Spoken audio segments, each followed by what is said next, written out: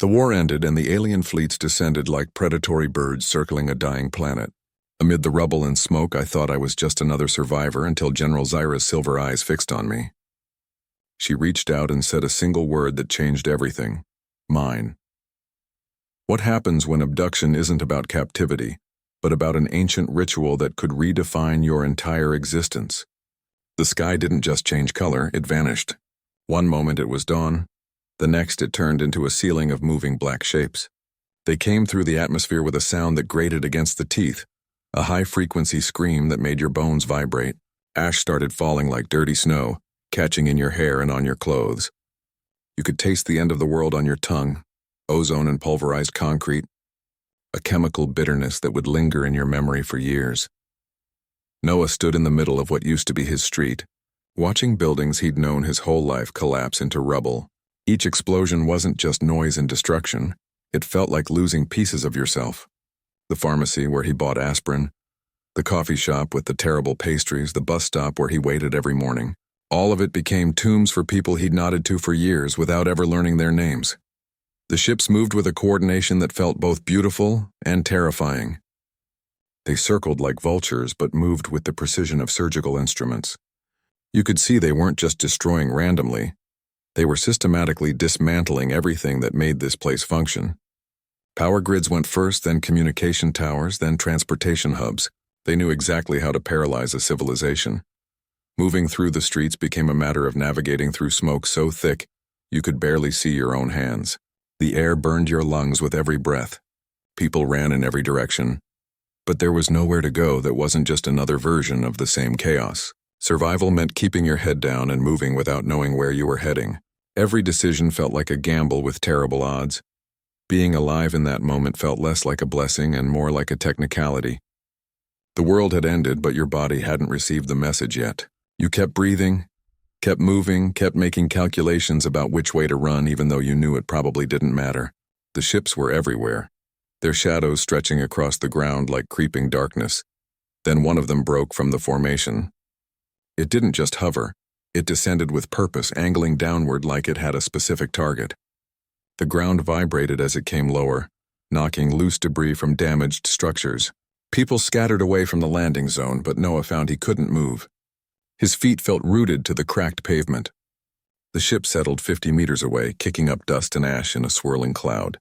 A ramp extended from its side, hitting the ground with a metallic clang that echoed through the sudden silence. She moved through the destruction with a purpose that felt out of place. While everyone else ran or hid or screamed, Zyra walked like she was inspecting a construction site rather than the end of a world.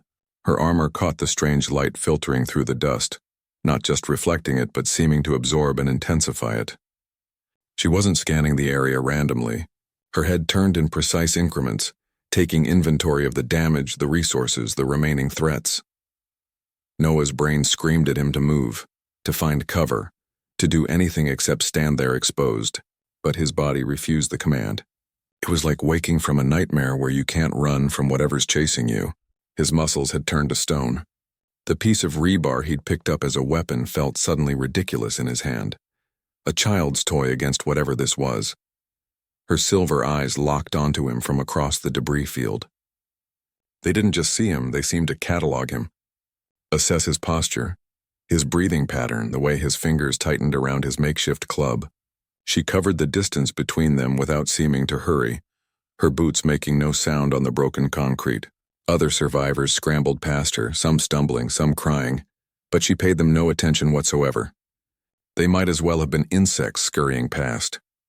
The focus she directed at him became a physical sensation. It felt like pressure against his chest, making it hard to breathe properly. He'd been looked at by teachers, by bosses, even by a sniper scope during basic training once. None of that compared to this. This wasn't just attention, it was complete absorption. She wasn't seeing a human or an enemy or a problem to be eliminated. She was seeing something she needed to understand. You could tell the difference between how her commanders viewed humans and how she was looking at him right now. Through the smoke, he could see other armored figures methodically rounding up survivors, checking buildings, following what was clearly standard procedure. They moved efficiently, dispassionately. Zyra moved with that same efficiency, but none of the dispassion. There was a curiosity in her approach that felt more dangerous than any weapon. She stopped about 10 feet away, close enough that he could see the fine details of her armor, the subtle patterning that wasn't decorative but functional, the way the plates shifted slightly with her breathing. Her head tilted just a degree, studying his face now rather than his defensive posture. The silver eyes didn't blink. They remained fixed on him with an intensity that felt like being physically examined. He realized then that this wasn't random selection. She hadn't picked him because he was convenient or because he stood out in some obvious way. She'd been watching him before she even left her ship. She'd seen something in how he moved through the chaos, how he assessed threats, how he made decisions when there were no good options left.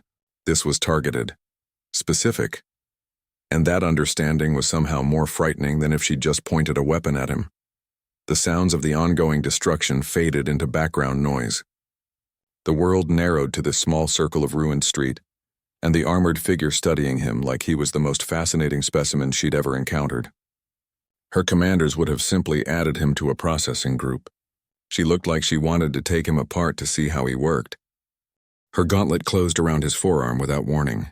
The metal felt shockingly cold through the torn fabric of his jacket, a sensation that cut through the numbness of shock. It wasn't a violent grab, more like a firm handshake from someone who didn't understand their own strength.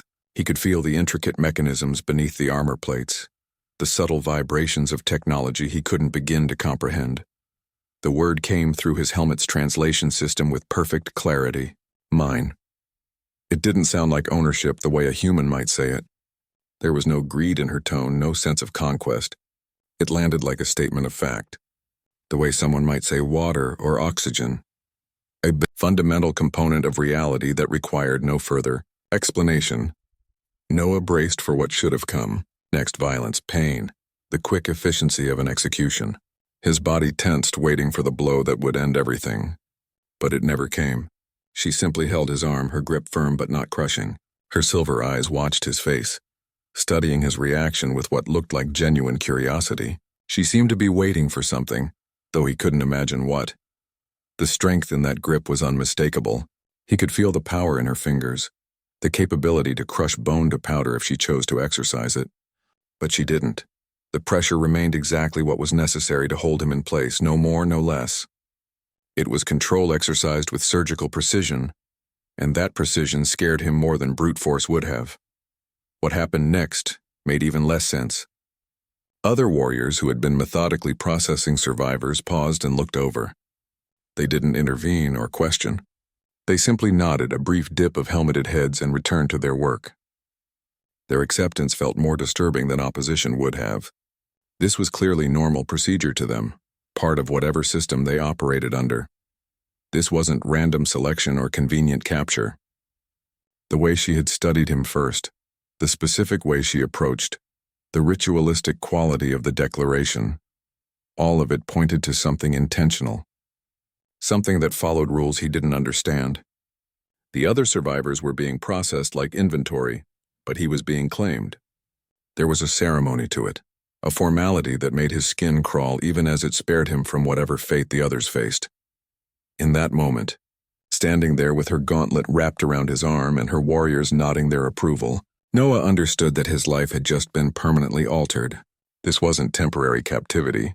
This wasn't prisoner of war status. This was something else entirely. Something that apparently came with its own set of rules and expectations. The world had ended hours ago, but only now did he feel the true weight of that ending settle on his shoulders. Everything familiar was gone, replaced by this new reality where an alien general could declare ownership of you and her troops would simply nod and continue their work. The ship's interior hummed with a vibration that settled directly into his teeth, a low-frequency resonance that made his fillings ache. It wasn't the roar of an engine so much as a constant, unsettling presence in the air. The walls glowed with soft blue light that seemed to emanate from the material itself, not from any visible source. Noah stood in the center of the chamber, feeling the floor thrum beneath his boots. Zyra removed her helmet, revealing sharp features and silver eyes that held no malice, only calm certainty. She spoke without ceremony, her voice clear and measured. "You are my bondmate now," she said.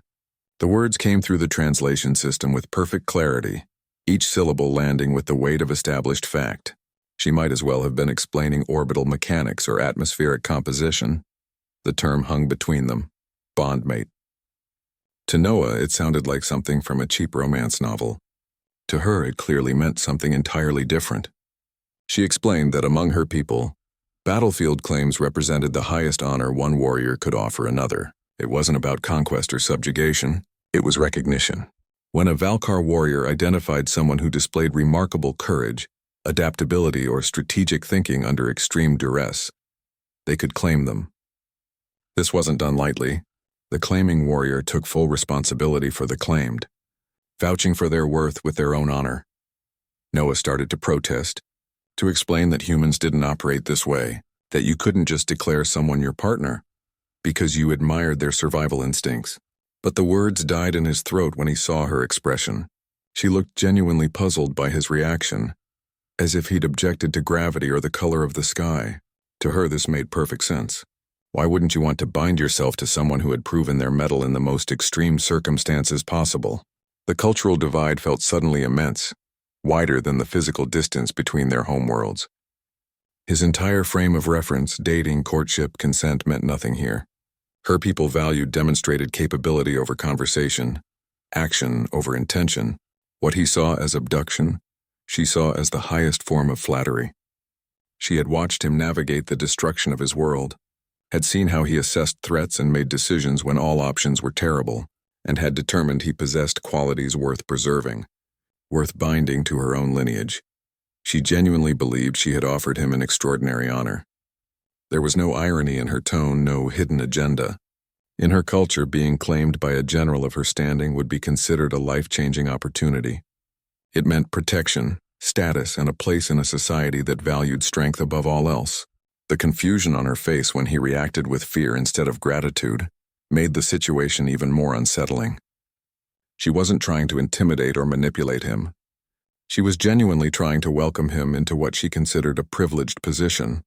Noah stood there, the hum of the ship vibrating through his bones, trying to process the complete inversion of reality he was experiencing.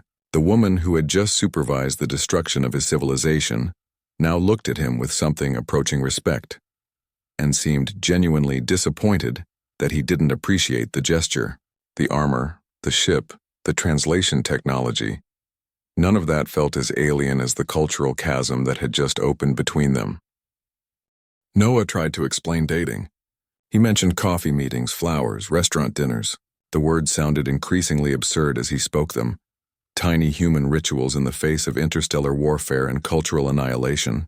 Zyra listened with her head tilted at a precise angle, the way a biologist might study an interesting but baffling insect specimen. Her silver eyes didn't blink.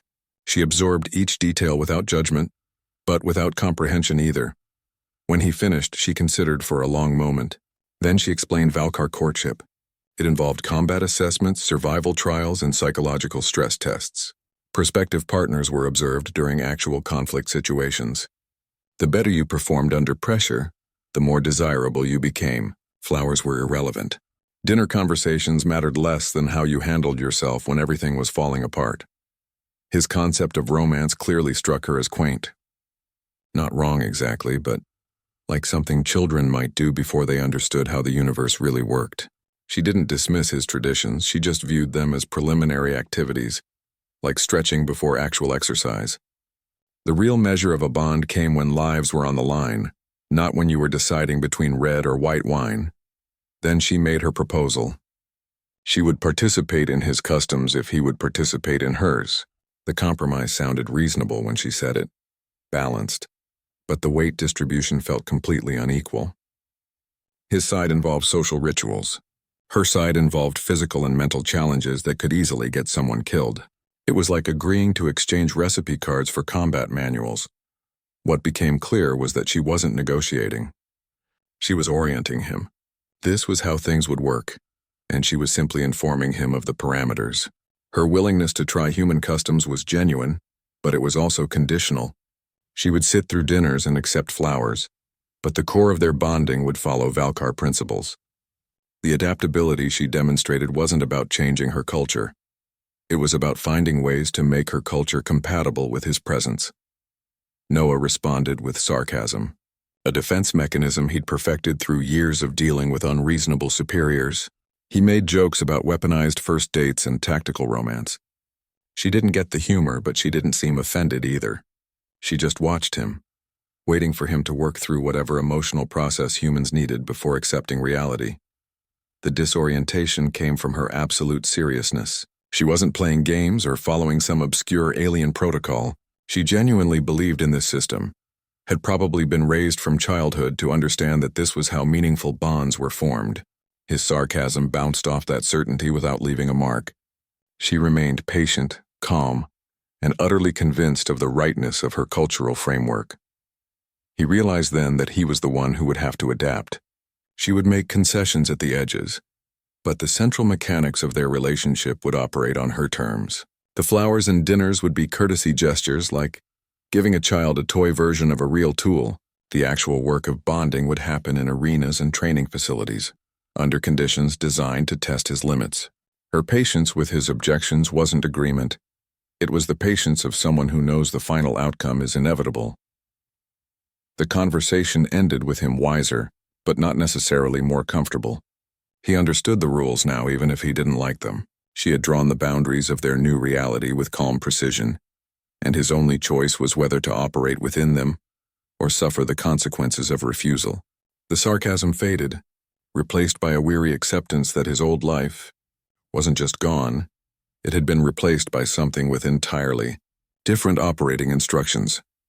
The dining hall pulsed with that same blue light that seemed to permeate every surface on the ship, making the food on his plate glow with an unearthly luminescence.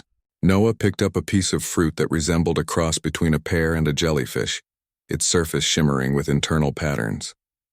The warrior sitting across from him leaned forward slightly, watching with the focused attention of a research scientist observing a lab rat. Noah could feel multiple sets of eyes on him as he brought the fruit to his mouth. Every movement became a performance under scrutiny. The way he chewed, the slight hesitation before swallowing, the reflexive tightening of his throat when the alien texture hit his tongue, it all got cataloged. He could hear low comments in their language, the translation system providing only fragmented interpretations. Digestive adaptation probable. Facial response indicates surprise. Note the jaw motion pattern. They weren't mocking him. The tone was purely observational, like technicians noting data points. The food itself presented a series of small challenges. Some items had textures that felt wrong in human mouths. Too slippery, too grainy, too resistant. Flavors didn't align with any Earth-based references. Something that looked like bread tasted of metal and rain. A drink that appeared to be water carried the distinct aftertaste of electricity. Each new item required a moment of mental preparation before he could bring himself to taste it. Noah felt less like a dinner guest and more like a biological specimen being tested. They watched how he used utensils, noting which ones he avoided and which he adapted to quickly. When he drank from a cup that required a specific hand position to access the liquid, 3 warriors immediately made notes on their wrist devices. It was like being the first human at a zoo where the roles were reversed and he was the one in the enclosure. Their comments remained clinical throughout. Subject shows preference for protein, forms over crystalline structures. Thermal sensitivity appears within expected parameters. They discussed his reactions the way mechanics might discuss a vehicle's performance. There was no cruelty in their observations, only professional interest. They were learning how humans worked, and he was their primary source of data. Zira watched too, but her attention felt different. While the others studied his biological responses, she seemed to be assessing something else entirely. Her silver eyes tracked his composure, his willingness to try unfamiliar things, his ability to maintain dignity while being examined like a specimen. She noted when he pushed through discomfort to sample something challenging, when he mimicked her eating techniques instead of stubbornly using his own methods.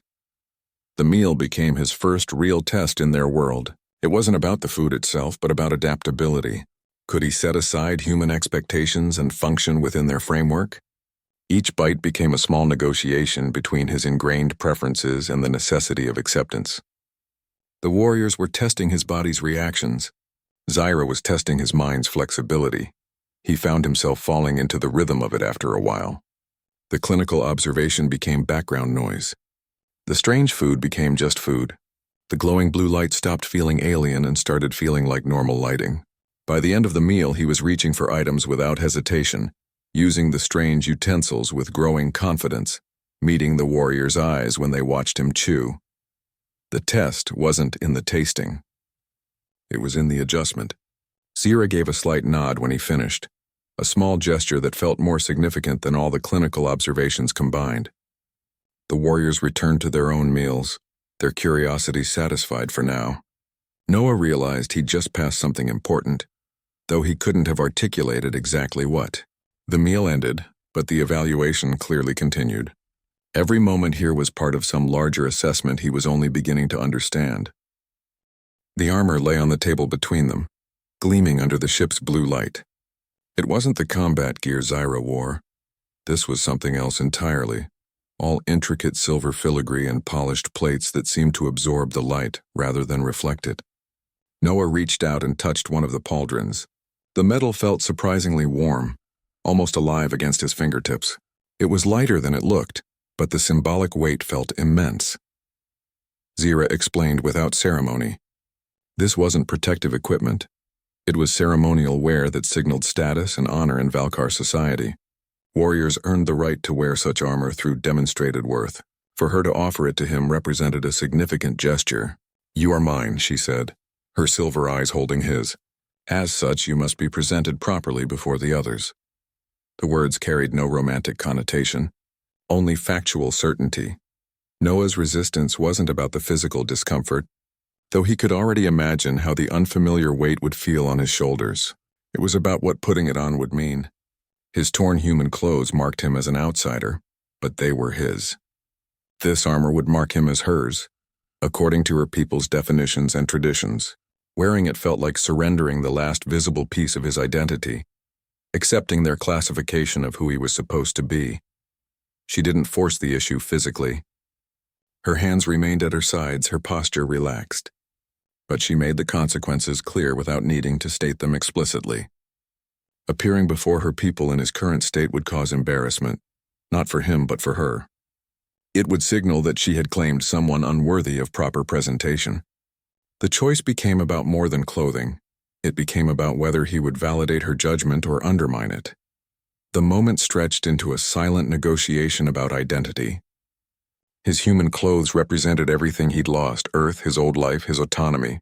The armor represented whatever future awaited him here. It wasn't just fabric versus metal. It was past versus future, resistance versus acceptance, self-definition versus external definition. He could see in Zira's steady gaze that she understood the significance of what she was asking.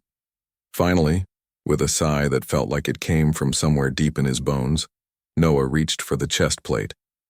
The metal clicked into place with a sound that seemed to echo through the chamber. The fit was perfect, as if it had been made for him specifically. The weight distributed evenly across his shoulders. Unfamiliar, but not uncomfortable.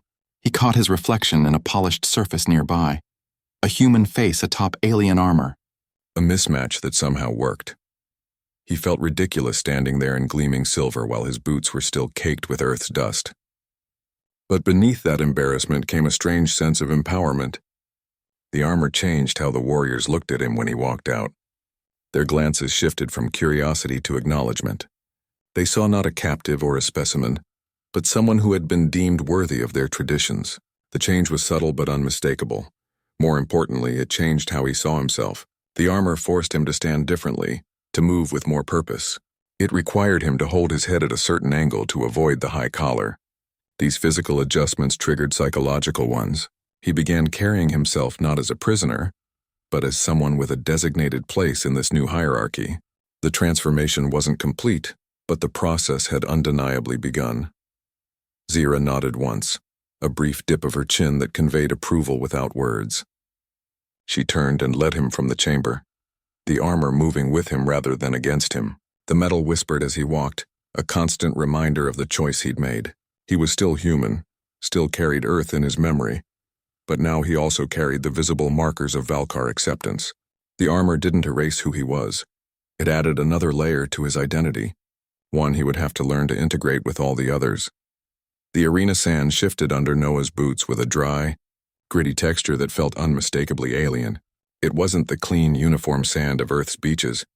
This stuff carried the sharp mineral scent of some distant world, and it moved with a strange reluctance, like it resisted being displaced. Across the circle stood Kios, and the term loomed didn't do him justice. He wasn't just tall, he was a monument of muscle and polished metal, built on a scale that seemed to defy practical biology. His armor didn't just cover him. It amplified his presence, turning him into something more than warrior, something elemental. Noah knew he couldn't win this fight. The physics were all wrong. Kios probably outweighed him by 200 pounds of pure muscle, and that was before counting the armor. Victory wasn't the point here. The objective was simpler and somehow more difficult. Survive without humiliation. Don't give them the spectacle of human weakness they might be expecting. Don't embarrass Zyra, who watched from the elevated stands with an expression as readable as stone. Human instinct screamed at him to run. Every survival mechanism honed over millennia said retreat was the only logical option.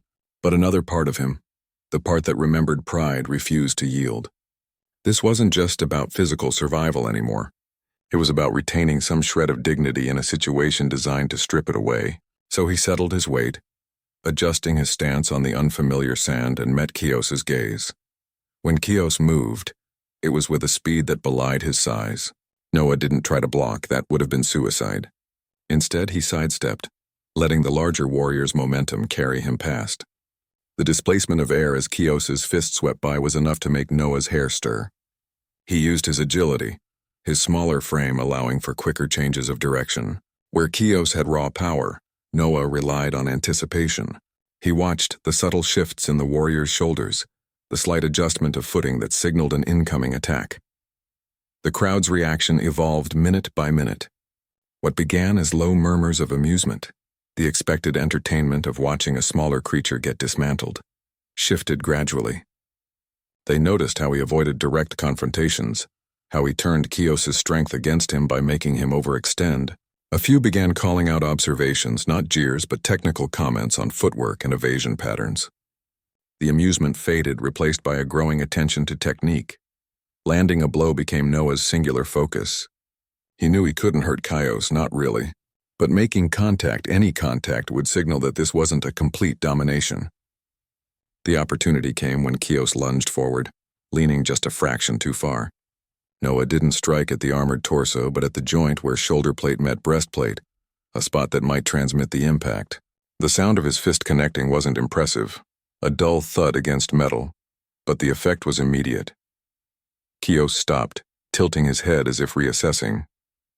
The crowd fell silent for a beat, then erupted in what could only be called approval. It wasn't cheers for a victor, but acknowledgement of a point scored in a game they all understood. The strike changed the dynamic completely. This was no longer predator and prey. It had become a sparring match between combatants of different styles. Surviving the allotted time became its own kind of victory. When the signal sounded to end the match, Noah was still standing, breathing hard but unharmed. Kios inclined his head in a gesture that felt like respect. The warriors in the stands didn't applaud, but their posture changed. They looked at him not as a curiosity or a captive, but as someone who understood the rules of their world. He hadn't won the fight, but he'd won their recognition, which in their culture might have been more valuable. Zira's expression remained unreadable, but she gave a single, slow nod from her seat. The test was over. He had passed. The banquet hall glittered with a cold elegance that felt more like a fortress than a place of celebration. Metallic banners hung from arched ceilings, catching the light in ways that made them seem to shift and move like living things. The air carried unfamiliar scents.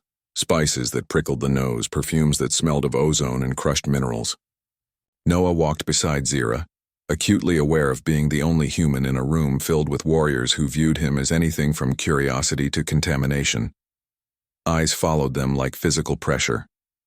He could feel the weight of stares from all directions, some merely curious, others openly hostile. A few warriors didn't bother to hide their contempt, their silver eyes narrowing as he passed. The looks weren't just disapproving. They carried the weight of judgment from a culture that valued strength above all else. And he represented everything they considered weak or unworthy. Zira placed him at her right side at the long table, a position that felt deliberately significant.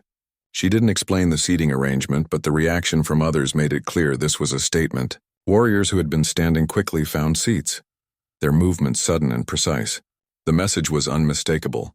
He belonged here at her side, whether they approved or not. Conversations died as they approached tables, resuming in lowered tones after they passed.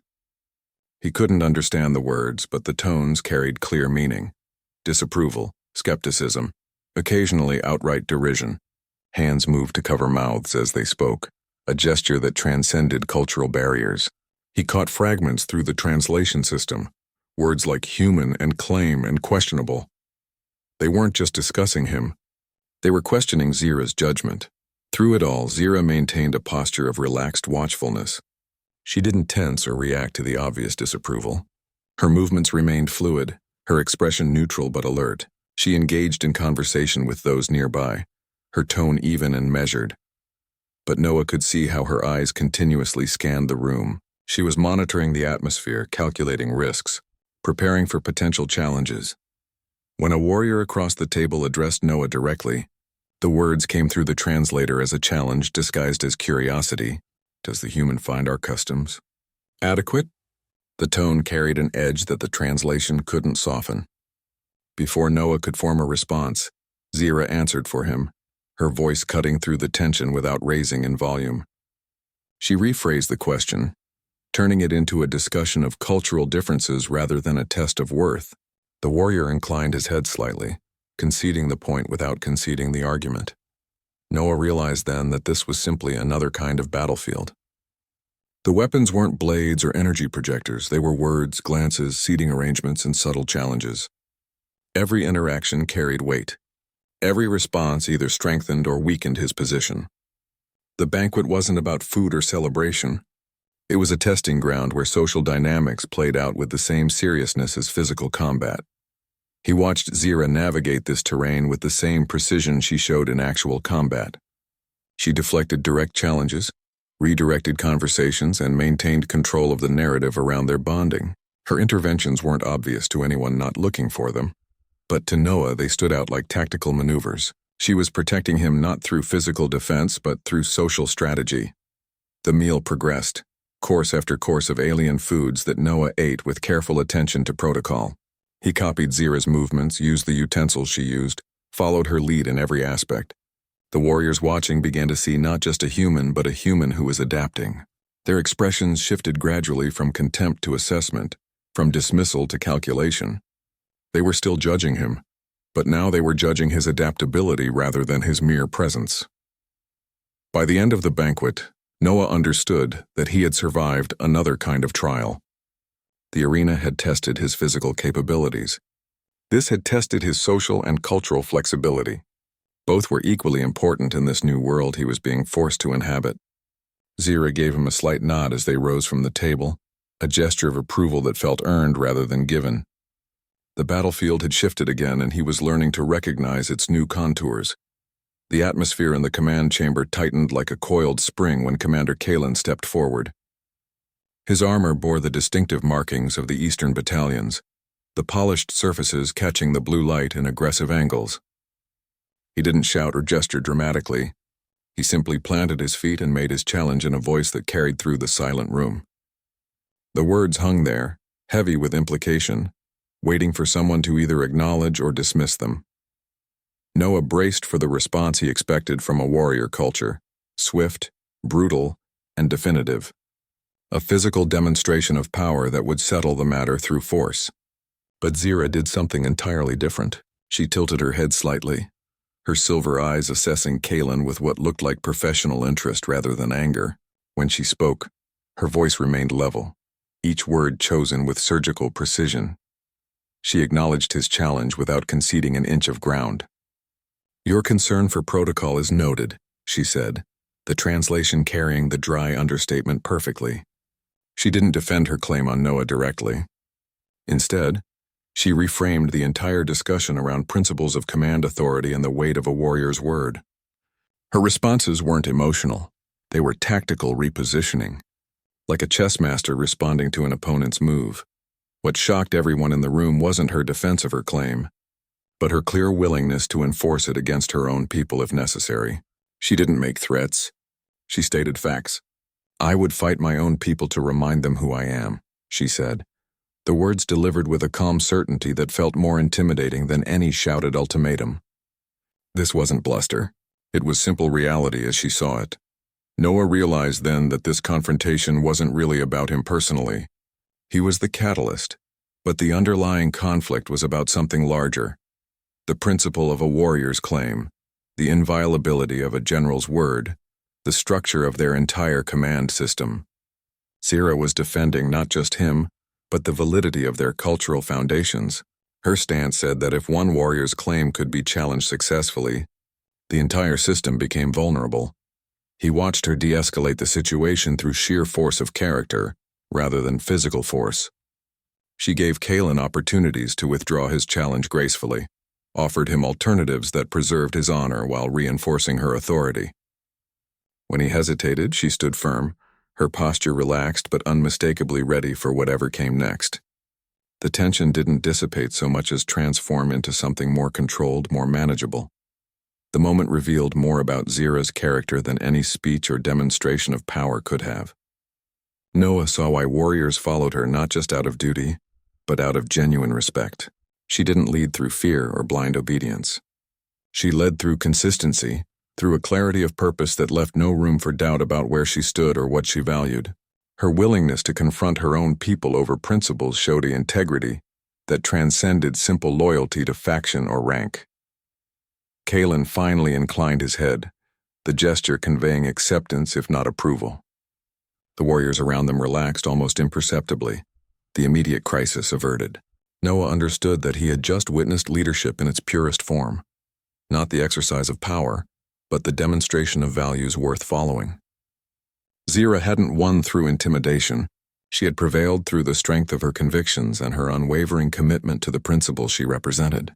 The dissident commander hadn't been defeated so much as reoriented, reminded of why their system worked and why she stood at its center. The Eastern District felt immediately different underfoot. The ground here wasn't the smooth metallic alloy of the main sectors. It was coarse composite material that grated against boot soles. The air carried the sharp scent of industrial solvents and overheated machinery.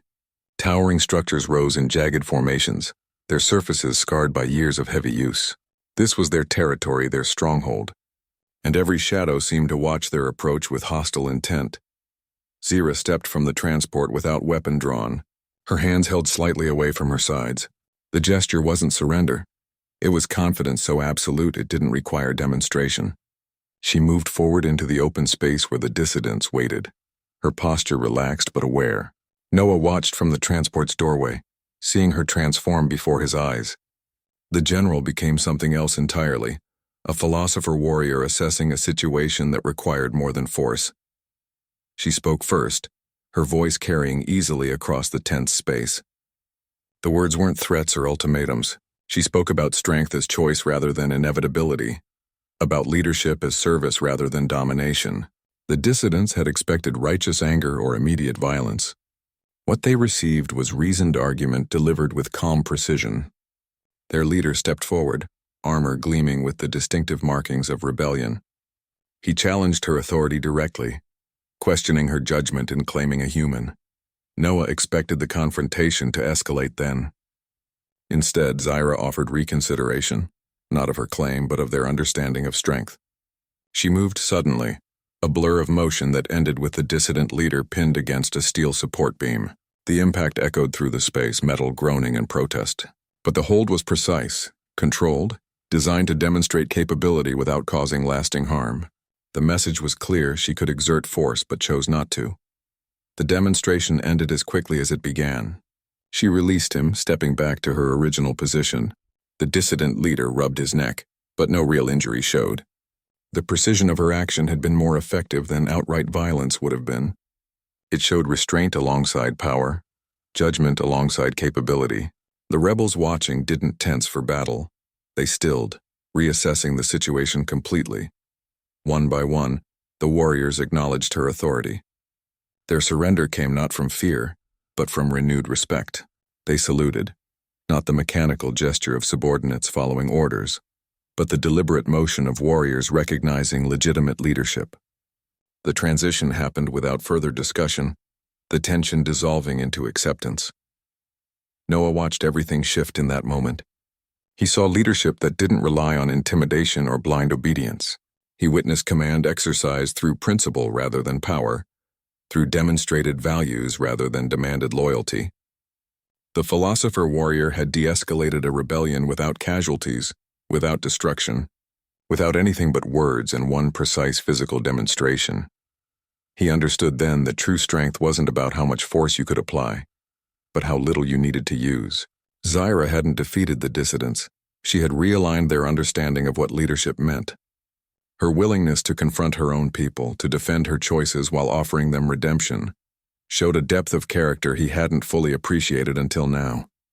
The transport ride back felt different. The same warrior who had entered the Eastern District now carried herself with the quiet satisfaction of someone who had reaffirmed their principles through action. Noah found his perspective shifting yet again.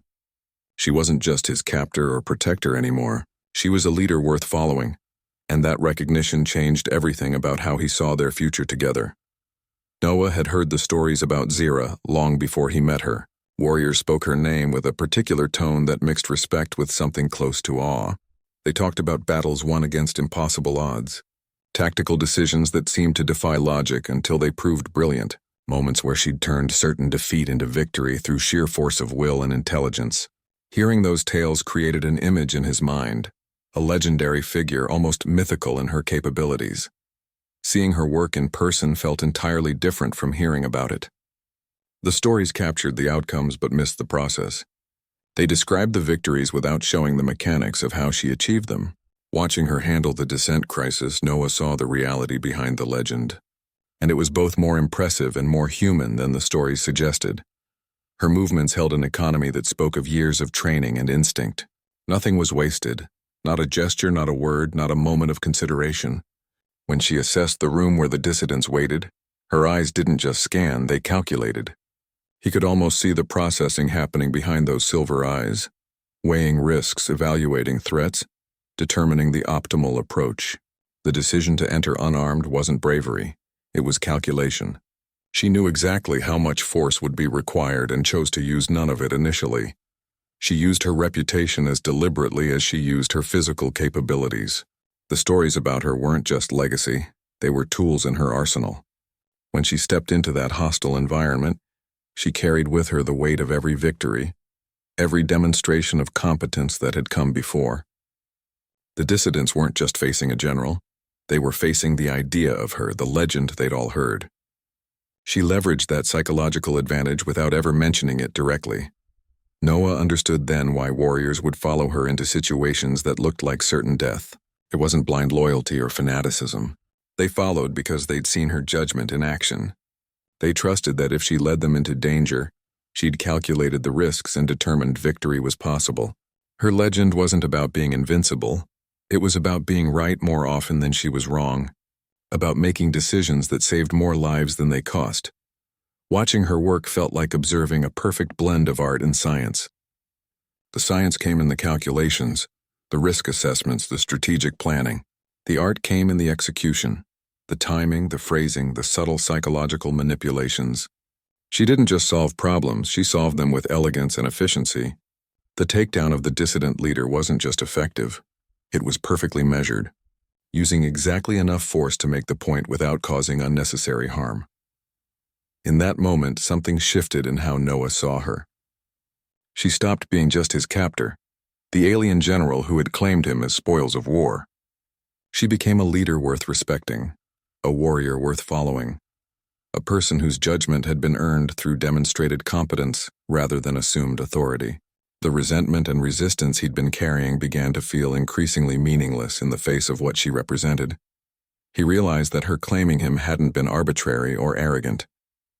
It had been another demonstration of her judgment.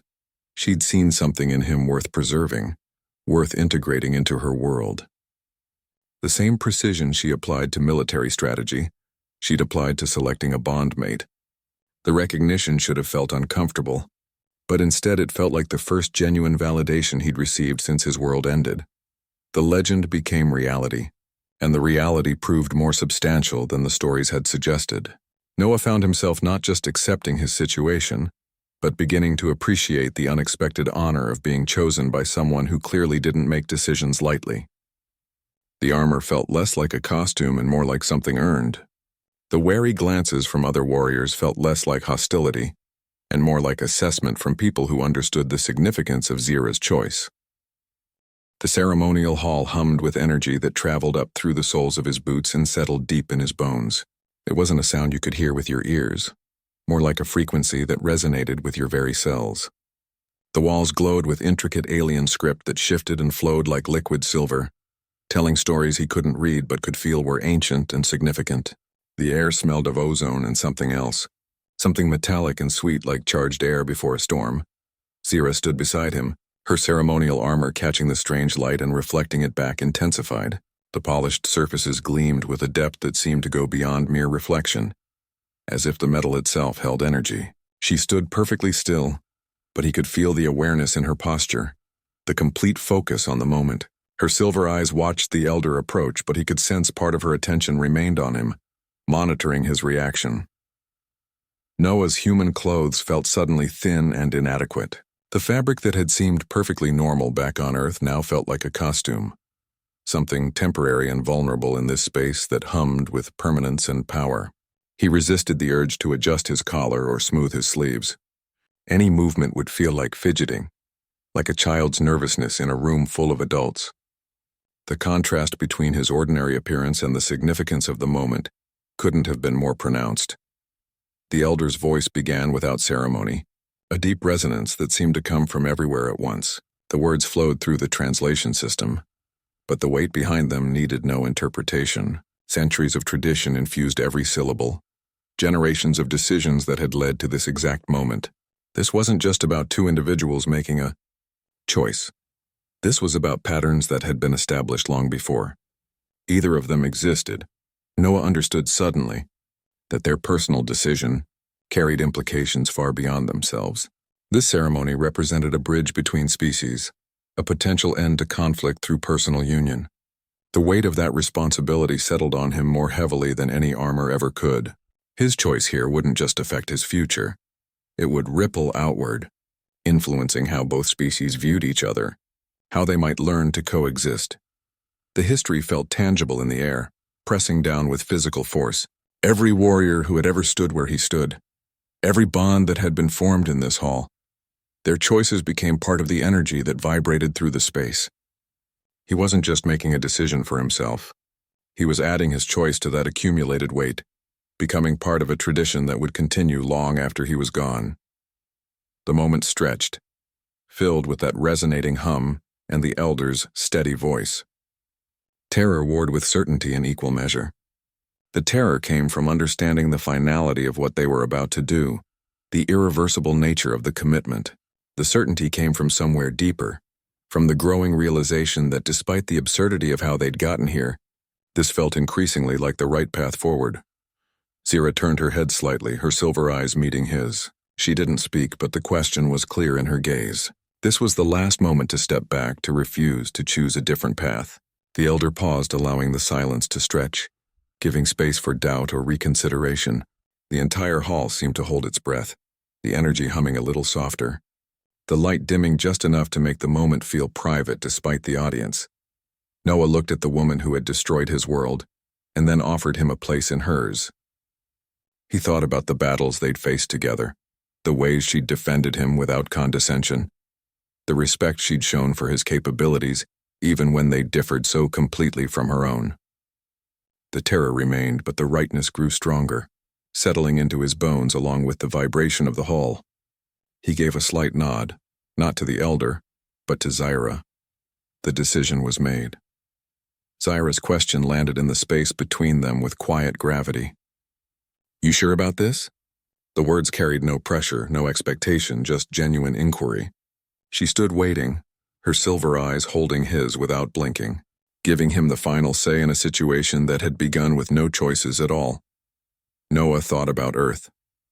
Not the planet as it was, but the memory of it, the specific way sunlight hit his apartment walls in the morning, the sound of traffic from the street below, the familiar weight of his own bed. All of it existed only in his mind now. dust and memory slowly fading at the edges. What remained felt more like a dream than a place he could return to. He thought about her protection, offered from the beginning without condescension. She hadn't treated him like a fragile object or a helpless creature. When she defended him against her own people, when she stood between him and danger, it came from recognition of his worth rather than pity for his weakness. Her strength never felt like domination. It felt like shelter. The Valkar ship hummed around them, that familiar vibration that had once set his teeth on edge. He remembered those first days, walking these corridors feeling like a prisoner in a cage. Now the same hallways felt like pathways. The same rooms felt like spaces he belonged in. The ship had transformed from prison to sanctuary through 1,000 small moments of acceptance. Her respect for his capabilities felt different from any praise he'd received back on Earth. Human compliments often carried hidden agendas. Flattery for advancement, empty praise to maintain harmony. Her acknowledgement came stripped of all that. When she noted his adaptability or strategic thinking, it felt like a scientist noting data, objective, accurate, without need for embellishment. Her culture valued demonstrated worth over empty words. In her world, he had value that transcended utility or convenience. Back home, people were valued for what they could produce, what they could contribute to systems that often felt arbitrary. Here, his value came from qualities he actually possessed: resilience, adaptability, the capacity to learn and grow under pressure. They didn't care about his resume or connections. They cared about what he demonstrated when everything was on the line. Home stopped being a location somewhere in the stars. It became the look in her eyes when she watched him navigate their customs. The slight nod when he mastered something difficult. The way she stood beside him during challenges. Home was recognition, being seen for who he actually was rather than who he was supposed to be. Her silver eyes held something he'd been missing the entire time. It wasn't possession, though that's how it started. It wasn't even admiration. It was commitment. The steady, unwavering certainty that she would stand by her choice, by her assessment of his worth regardless of what challenges came. That certainty became the most solid ground he'd felt since his world ended. He realized then that nowhere else, not on Earth before the war, not in any relationship he'd ever had, offered what she did. Not just protection or status or safety, true seeing. The recognition of his core self without judgment or agenda. The freedom to be exactly who he was with all his human flaws and strange customs, while still being valued for the strengths he brought. The question hung there between them, and he knew his answer wasn't about accepting captivity or giving up on Earth. It was about choosing the first place that felt like home, because it was the first place that saw him completely. He met her gaze and gave the only response that made sense. The joining of hands should have felt alien. Human skin against polished metal, warm flesh against cool alloy. Instead, it felt like completing a circuit that had been waiting to be closed. The contrast wasn't uncomfortable, it was complementary. His fingers curled around the articulated plates of her gauntlet, finding grooves and contours that fit his grip perfectly, as if designed for this specific purpose. The connection felt both physical and symbolic. A bridge between two different forms of existence. The hall's hum changed then, rising in pitch and intensity until it vibrated through their joined hands and into their bones. It wasn't just sound anymore. It became a physical sensation that traveled up his arm and settled in his chest. The energy resonated at a frequency that seemed to match something fundamental inside him. The alien script on the walls glowed brighter, the flowing silver patterns accelerating as if responding to their connection.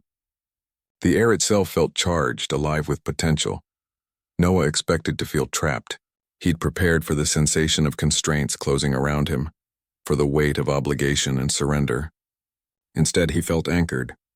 The bond settled around him not like chains, but like finding solid ground after months of drifting. The connection flowed both ways.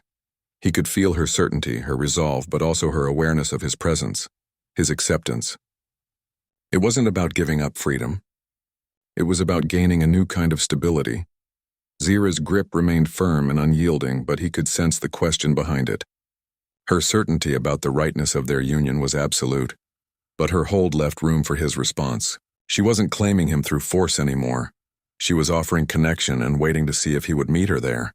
The metal of her gauntlet felt solid, but the intention behind the grip felt like an open hand waiting to be taken.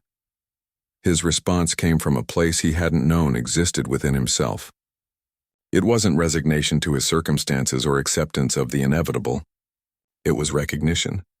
He saw the woman who had destroyed his world. Yes, but also the leader who had defended him, the warrior who respected his capabilities, the individual who had offered him a place when he had nowhere left to go. The choice became clear not because he had to make it, but because he wanted to.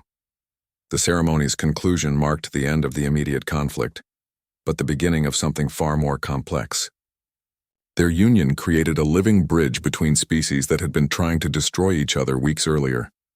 Warriors who had viewed humans as problems to be solved now had to see them as people who could be partners. The political implications would take years to unfold, but the personal commitment had been made. Love wasn't where this started. It grew from the foundation they built through mutual respect and shared challenges. They'd faced combat evaluations together, navigated cultural misunderstandings, survived political tensions within her ranks. The bond formed through demonstrating worth to each other, through choosing to understand perspectives that seemed alien at first. The affection grew from admiration of each other's strengths and acceptance of their differences. In that final moment, with their hands joined and the energy of the ceremony surrounding them, Noah understood that he wasn't just accepting what had been forced upon him. He was choosing what had chosen him. The general who saw his worth when he couldn't see it himself, the culture that valued demonstrated capability over empty promises, the future that offered purpose instead of mere survival. His hand tightened around hers, meeting her certainty with his own. The hum of the hall reached its peak frequency, then settled into a steady, quiet vibration that would remain with them both from that moment forward. The ship's corridors lost their alien quality day by day. What once felt like navigating a foreign landscape became as familiar as the streets of his old neighborhood. The specific hum of different sections, the way certain doors required a particular pressure to open, the temperature variations between decks, all these details settled into his awareness until he moved through the ship without conscious thought. The warriors who once watched him with suspicion now nodded as he passed, a brief dip of the chin that signaled respect rather than mere tolerance. Their acceptance wasn't warm, but it was genuine, earned through demonstrated adaptability rather than granted out of obligation. Noah's sarcasm remained part of his personality, but the defensive edge gradually wore away. The jokes became less about protecting himself and more about genuine amusement at the situations they found themselves in. He could tease Zira about Valkar customs without worrying she'd take offense, and she'd respond with dry observations about human peculiarities. The humor became a bridge rather than a barrier, a way of navigating their differences without confrontation. Zira's presence underwent its own transformation. The constant awareness of her location, once born of wariness, became a different kind of attention. He'd find himself noting where she was not because he feared her movements, but because her absence felt like missing a fundamental component of the environment. Her approach no longer triggered defensive reactions. Instead, it brought a sense of completion, like a puzzle piece sliding into place. The surveillance feeling disappeared entirely, replaced by the quiet certainty of partnership. Humanity's end became his personal beginning in ways he hadn't anticipated. The loss remained, a permanent scar on his consciousness, but it stopped defining his daily existence. The constant mourning for what was gone gradually gave way to engagement with what existed now. His focus shifted from remembrance to participation, from what he'd lost to what he could build. The grief didn't disappear so much as become integrated into his new reality, a background note rather than the dominant melody. Safety transformed from a physical concept to an emotional one. He realized security wasn't about reinforced bulkheads or advanced weaponry. Those were just tools. True safety came from belonging, from knowing his place in the social structure, from the unspoken certainty that the warriors around him would back his position, not because they liked him, but because Zira's claim made him part of their operational integrity. The ship could have been breached by enemies and he'd still feel safer here than he ever had on Earth. Because here he had a defined role and value. Their unlikely bond offered stability in the midst of cosmic chaos. While Earth's governments continued negotiating the terms of surrender, and Valkar command structures processed the implications of their general's choice, Noah and Zira built something small and solid between them. The massive political and social changes happening around them became background noise to the daily reality of learning to understand each other's rhythms and patterns. The war had taken his entire world, but it gave him something unexpected in return: purpose. Not the abstract purpose of rebuilding or the vague concept of being an ambassador between species. Concrete, daily purpose in the form of responsibilities that mattered to the people around him. His opinions were sought on human cultural matters, his insights valued in tactical discussions, his presence considered during planning sessions. He mattered in ways he never had before. Home stopped being a place somewhere in the stars. It became the specific silver gray of Zira's eyes when she considered a problem, the distinctive angle of her ears when she listened intently, the particular way her armor clicked when she moved. These details, once strange and frightening, became the coordinates of his new existence. The ship could change, the location could shift, the circumstances could evolve, but those elements remained constant, and that constancy became enough to build a life upon.